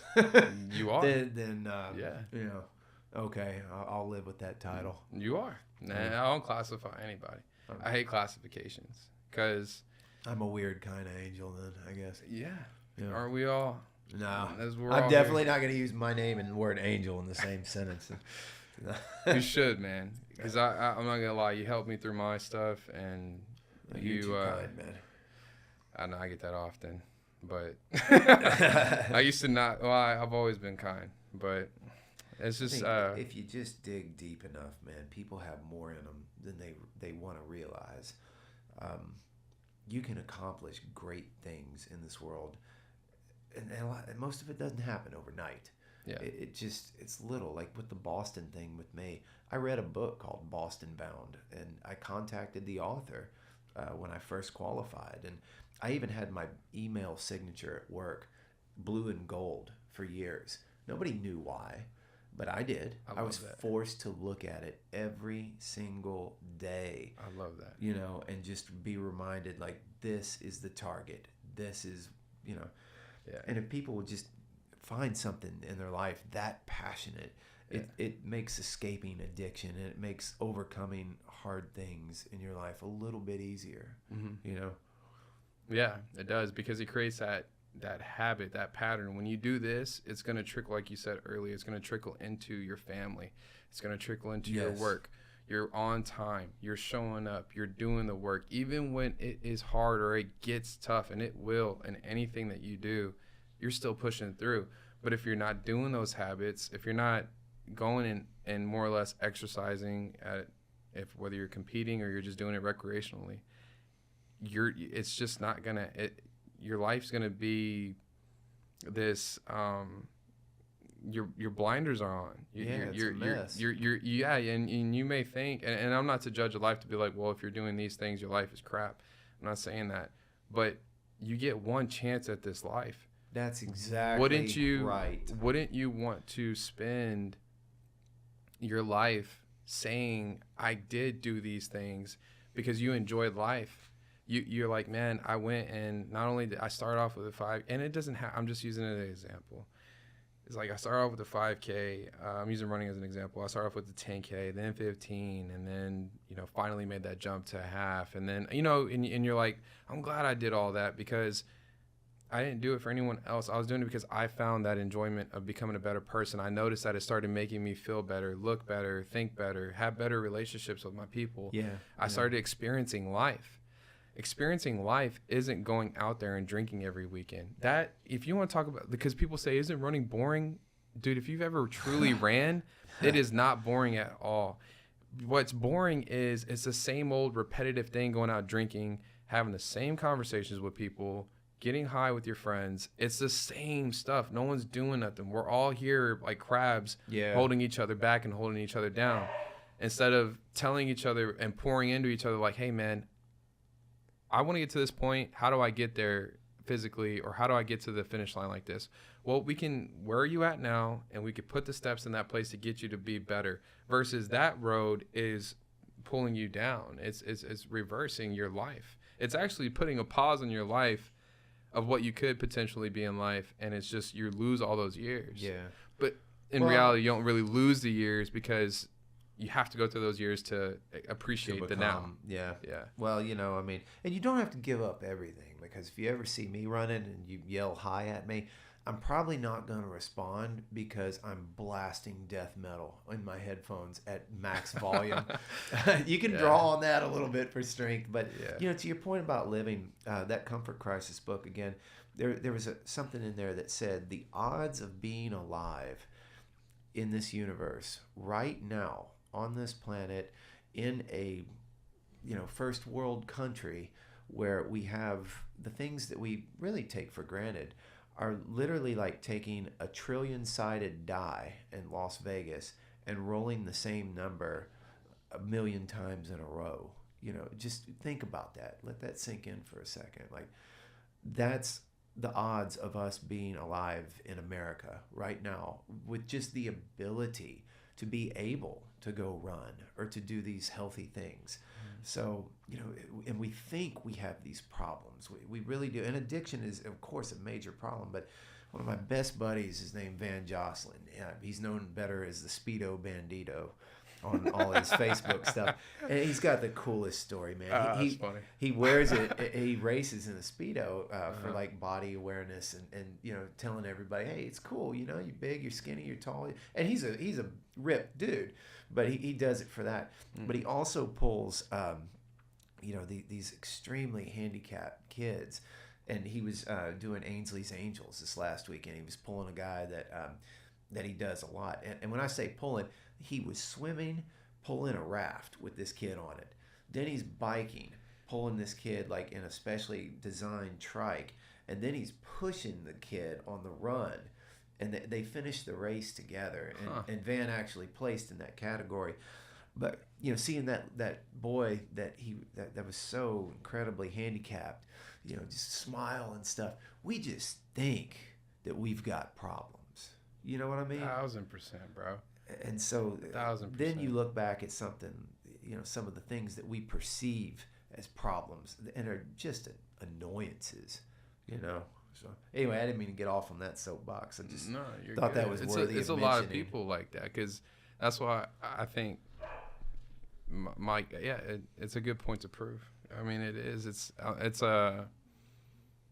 had this guy. I don't know if they were like a real, if he's a real account or something. But he messaged me today because I had posted something, and he messaged me today, and he's from. Did he want $1 million? He's from Uganda, and all he was saying though, he was just sending me pictures of like their kids or whatever. He never asked for money, but all he was saying is that right now they don't have much food. He showed me a picture of like their river or whatever. I could be getting, right. But it's just thinking though, but regardless whether he is scamming or not, that is a true fact out there. Yeah. There's kids with 5-gallon gasoline cans that are walking with their mom. And they're young kids, like, chest high kids, skinny as hell, walking to go get some water and coming back and walking miles to go get it and come back, not even clean water. Yeah. And then we're over here worried about, like, I hear people say Dasani's horrible, whether it is or not. Yeah. But you got clean water. I got water right now in a dirty bowl with some cereal, like, in the freaking thing. We flush with water. There's so much stuff that we do. I'm about to sleep in a comfortable bed tonight. I'm on a show right now having a podcast. Look at the room. It's fantastic. Yeah. And then if I ever complain, like, and it's hard to, I get some people are like, it's perspective for sure. Yeah. But at the same time, it's like, that's why you have to be appreciative. You gotta be appreciative. The fact that we can go run, hell, our bodies are hurting. An attitude of gratitude. Yeah. Yeah, for sure. And be grateful, because the fact that you even you're able to walk and have a body, you're wasting God's creation. If not even wasting God's creation, put religion to the side of it. You as a person are wasting there's guys, talking about motivational speakers, there's that one dude who has no arms and no legs, and he's like just a straight body. He has like feet, I guess, and he walks, and he's with Tim Tebow and them giving out motivational speeches and stuff like that about you can do it. It's just, it blows my mind on like how people get how the brain really is so, it's crazy on how powerful it is. It could literally tell you what you are, and if you feed into that, you are what you think you are. Yeah. If you think that you drinking is fun or whatever, and that's what it is, then that's what it is, bro. Them dogs there, it's all good. Yeah, but it's interesting, man. We kind of got off the path, but it's just this whole thing of your story is interesting to me because there's so many people that are going through it. That's why I love and I appreciate you coming on. Yeah, because man. Thank you for having me. 100%, because there's so many people that think that they're not good enough or that they can't ever be a triathlon person. You thought you couldn't be that, or you thought you were I like, didn't see the path going this way, but I'm just a stubborn asshole. So but it got you here. It and did. now you know there's a different light, there's a different world. You see how lost you were, although you thought, man, I'm exactly where I need to be. Yeah. I know what I'm doing. Yeah. And that's so many people in this life. And for me, it did take a switch for me to be like, man, I'm tired of living the way that I'm living, and I want a better life. For me, Christ was there, and that's what I fell into, and I've fed on it since. I could have had that time where I broke my collarbone and been like, yeah, dude, screw all of this. And warranted or not, whatever. Thank God I didn't. But it's just, whether it's a religious thing or not, whoever's listening takes it, there is going to come a time where you do get tired enough of the way that you're living. There's a song by Johnny Cash, God's Gonna Cut You Down. Oh, yeah. Yeah. I'm familiar. Uh-huh. So if you're not familiar, go check it out, because he says, you can run on for a long time, run on for a long time, run on for a long time. Sooner or later, God's going to cut you down. And he will. But if it's not God and, that makes you turn off, then it's yourself. Sooner or later, you're going to get dehydrated enough, or you're going to find yourself on the road somewhere. God, I hope you don't. But you're going to find yourself throwing up on that toilet. Or there's going to be a time where you find yourself in a bad situation. I pray it's not life-threatening. But it'll get to a point to where you're just like, I can't do this anymore. I want a better life. I hate this stuff. I want something different and new. And if you're already going through it, there's going to be these stages of it. For me, it was stages. Like, it was like, all right, I found it. And I was like, I don't want to do this anymore. And then I was back in it heavy. Yeah, same here. And then it was like, whoa, then it got to a point, heavy for months. And then it was like, again, it came to that one night where I was like, man, I don't want to do this again. I don't like that. And like you said, by the time it wears off, you're like, I'll go back into it again.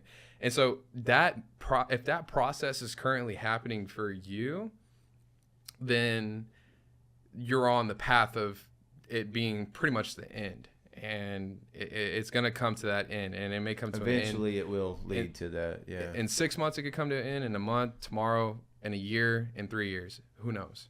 But it's going to come to an end.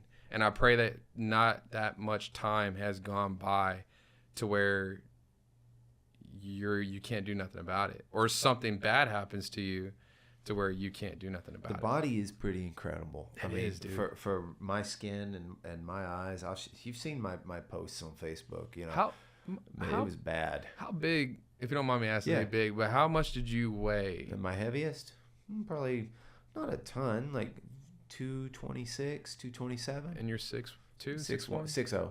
6 foot? Yeah. 6 foot, 220, and now you're how much? About 168, 170. 168. But, That is I'm a insane. triathlete, so I'm carrying functional muscle. I try not to bulk up too big, but, Yeah. For a runner, I'm kind of on the bulkier side. But, that gets to be a whole discussion we could do for an hour and a half of like power to weight ratio. Yeah. And I've played with both ends, Okay. 182 to 167, 165. And really you have more power when you're a little bit heavier and you're carrying more muscle. So very little difference in like your fastest 1 mile time, like seconds, like Okay. 2 or 3 seconds. Okay. So, Personal. Which one do you prefer? where I'm at right now, kind of Okay. in the middle. Like 168. if I jumped on a scale right now, I'd probably be like 171, because I had dinner before I came. So. Got you. And I'll probably you. have some, and that's the thing too. I'll probably have some ice cream when I go home. I'll go through stages, like the Chicago Marathon's coming up, and so When? early October. And I'm going to try to go sub 3 at that one too as well. And I might go join you on it. well, you know, Chicago is a pretty dangerous place, and I got my family to agree because my pace is about a 6:40 per mile. So yeah, I can outrun most of the drug addicts. Anybody that might be shooting at me. Yeah. But, you know, but no, I'll go through stages. I'll cut up a little bit more, go down in weight. You know, you'll see the muscle tone come in, and I'll cut all the ice cream after dinner and stuff. But right now, I'm in the ice cream after dinner stage. Yeah. So, you know, you gotta have your things, man. Just ice cream after dinner is a lot better than 13 shots of SoCo. You know. Yeah. Give or take, right? You can't have it all. Yeah. So. Man. So. Yeah, man. We're gonna wrap it up. So we've been at this a while, haven't we? We have. Yeah, it's typical time for me. It's been fun. Yeah, it has. I appreciate it. Yeah. So I always close off with an invitation to people to accept Christ. So, cool. But yeah, man, you know, we just finished wrapping it up, but we just finished talking about it. It's just, it takes time.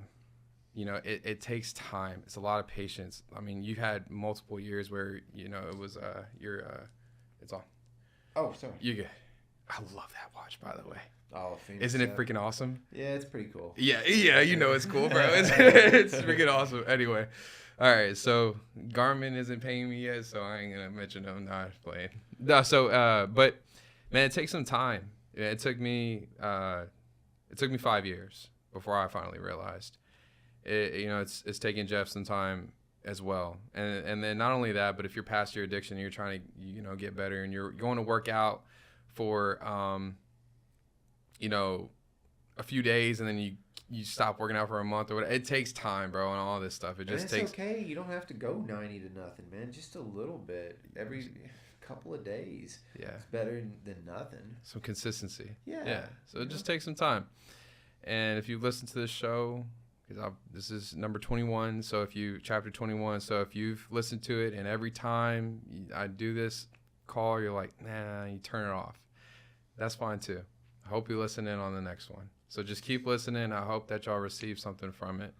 But you know, there is going to come to a point to where you won't be able to do it all. And there is going to be something that even if for me, I looked good. I looked great. I was at 5%. I went from 14% body fat to 5 in a month.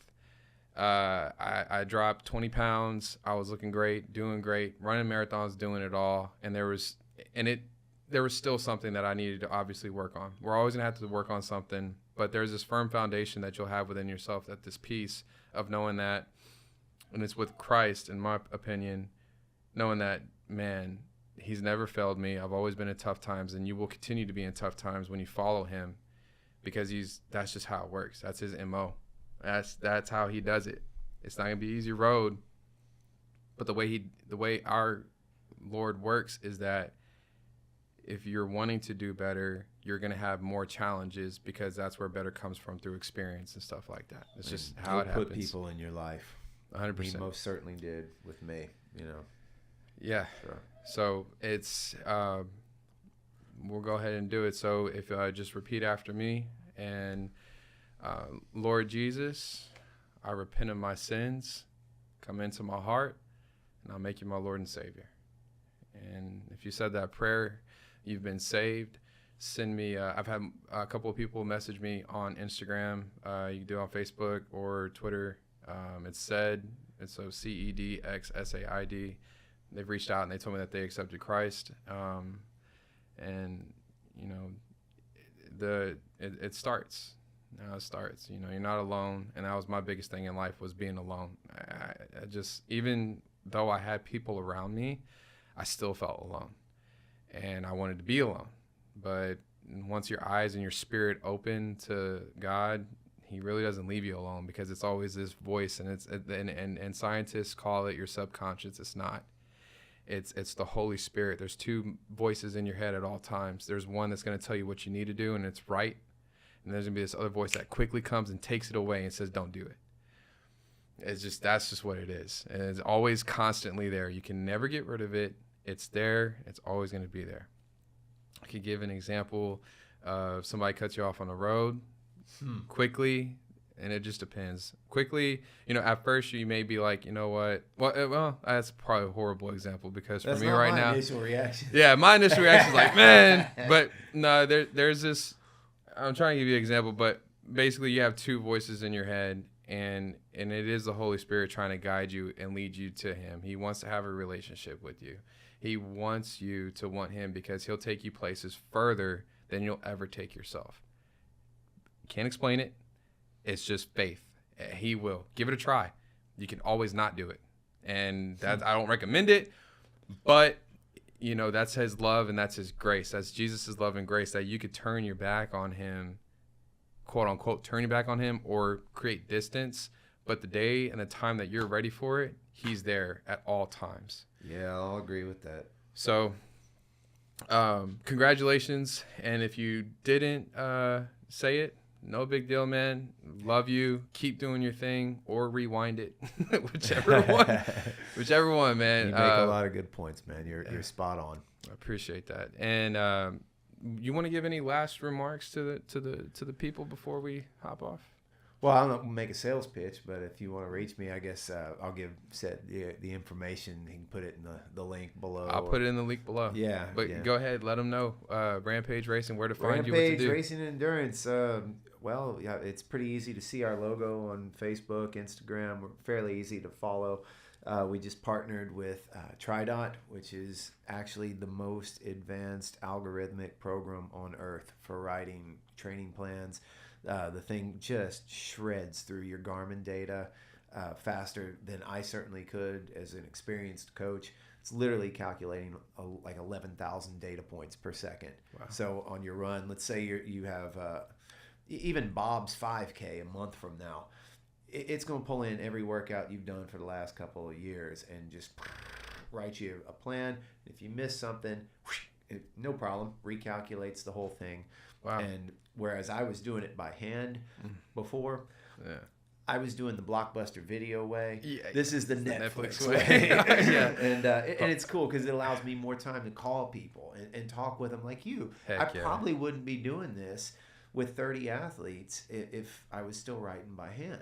There's just not enough time, not enough hours. Yeah. And there's no way to scale a business like that. But 1,000%. Got to brag on my boy Eric. Just had a guy called me 8 weeks ago and said, I'm doing Ironman Lake Placid in 8 weeks. And I said, I almost hung up. That's crazy. You don't do that. But I believed in him. I watched him swim one time, and he nailed every single workout. We got him through that finish line in an incredible time on Sunday. So sweet, congratulations, Eric. Yeah, Eric, man, just awesome.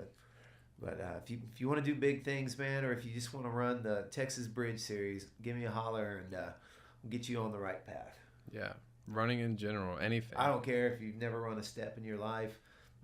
You're the most fit person. We've got everybody in Rampage. Everybody from every ethnic background, everything you can imagine. And we all come together, and that's the beauty of Rampage. It really is. It's not the coin buzzword diversity that businesses use. It's not the forcedness together.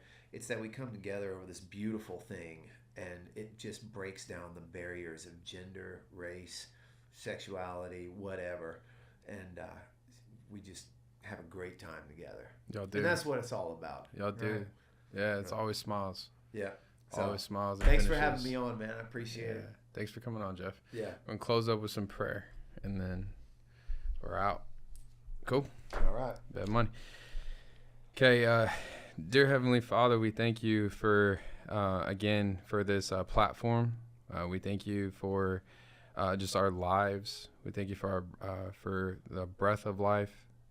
God knows that, and you know that it's only by your divine self that we're still here. And if we are still here, it's because we have a true purpose in this life, not just for ourselves, but for others. And we're here to love one another, to build each other up, and to see the full potential, your full potential through them, and to just pour into them and to build people up.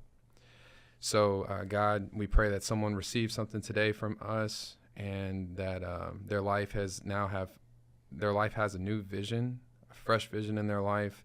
They have some motivation in their life, some momentum starts to build. They feel encouraged and they feel hope.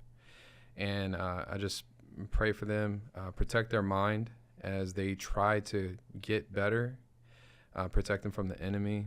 I know that it's hard to make that transition, but God, work in their life, go before them, make crooked places straight, open new doors that only you can open for them, put the right people in their life so that they can get into that point where you want them in their life, where you need them to work and be a tool for others and to just be the light for this world. So we thank you, Father, and in Jesus' name we pray. Amen. Amen. All right, guys. Thank y'all for watching. Love yourself so that you can go love someone else. Peace. Yeah, give him the signature Jeff finish line. One time. There we go. Let's go, bro. Thanks, brother. All right, man. Love you, man. Appreciate you, fun. dude. Thank you.